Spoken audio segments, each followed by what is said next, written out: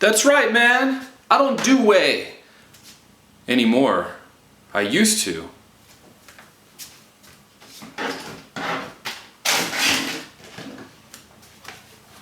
These used to be my best friends. IsoPure, probably the highest quality isolate whey protein that you can get on the market. If you have any digestive disorders, this is your protein. Absolutely smooth going down, my friend. This whey protein isolate, not quite as good. This brand is precision engineered.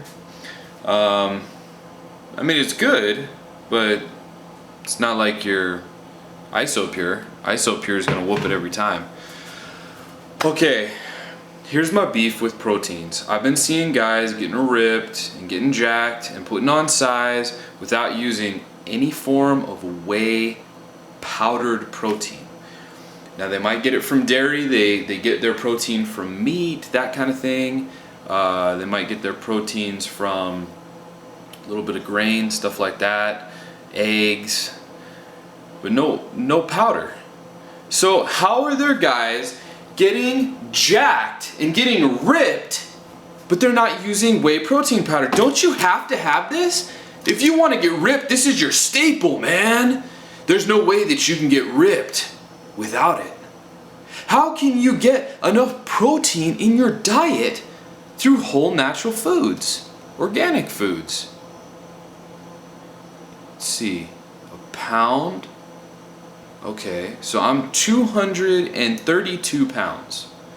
So if I'm gonna get the bodybuilder's prescription for protein per pound of body weight, it's a gram. It's a universal thing. It's been a gram for a long time. So that would be 232 grams of protein. Do you know how much that is? In 4 ounces of chicken breast, there's about 22 grams of protein. So if we times that by 4 chicken breast, that's 16 ounces a pound. That's a pound of chicken breast. And we've got about 85, maybe 90 grams of protein. So 2 pounds of chicken breast is 180 grams of protein, and I've still got 52 grams to go after my 2 pounds of chicken breast. Kind of hard, huh? 2 pounds of chicken breast. And on top of that, that's what? 8 grams of protein per cup of milk. So with 4 cups of milk, I still need 20 more grams to go. 4 cups of milk, 32 grams of protein. So it's kind of hard to get that much protein in your diet. It is possible, but it's difficult.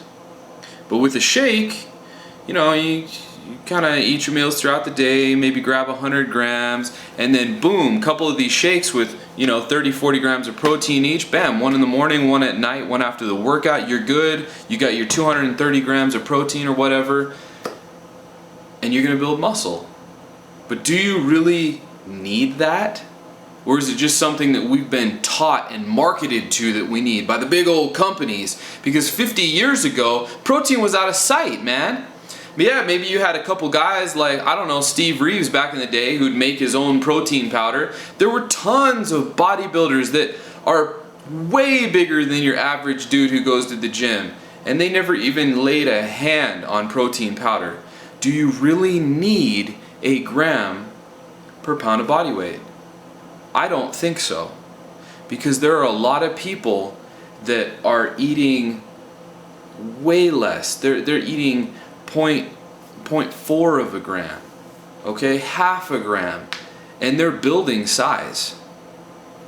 Now, another one of the cons to taking all this protein in is the extra calories, is the farts, is the stomach upset, is the constant protein stink breath, is the brownness on the teeth, is the crusties building up on the lips.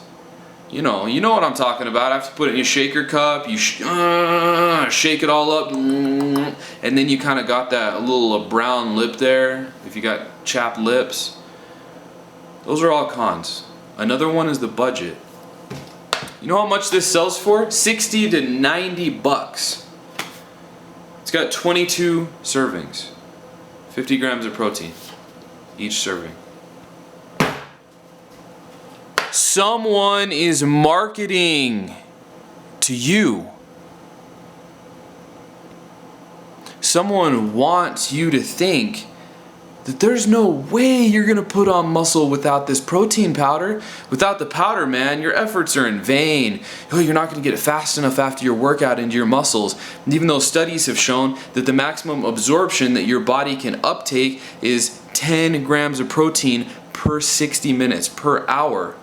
But these companies want you to think, no, there's only that 45-minute window. And I do agree that you should get food in your body within that half an hour to 45-minute window. But it's got to be liquid, it's got to be protein, because it's going to go, and your body's just going to suck it all up real fast, and your muscles are going to go boom. Well, that doesn't really happen. It never happens that you go home and you slam down a 50-gram protein shake and your body just assimilates all 50 grams of it. It doesn't happen. It's 10 grams an hour or less. Most likely it's probably 7 to 8 grams an hour for a whey protein that you're using milk with. If you're using water, maybe it's a little faster. If you're using an egg protein, it's probably a little bit higher assimilation per hour. I think it's 10 grams instead of 7. That's why I'm not doing whey protein. I've done whey protein for my whole life. I'm not doing it anymore. I'm walking away from the whey protein. I'm done with it. Anybody who wants this, just give me a shout out. I'll just send it to you, man. It's almost full. I only used a couple scoops out of it, maybe 5, 6, 7 scoops. I am eating whole foods. I don't believe that the protein gets to my muscles faster and all 50 grams of it are absorbed and things like that. I think drinking a cup of raw milk, we get there just as fast.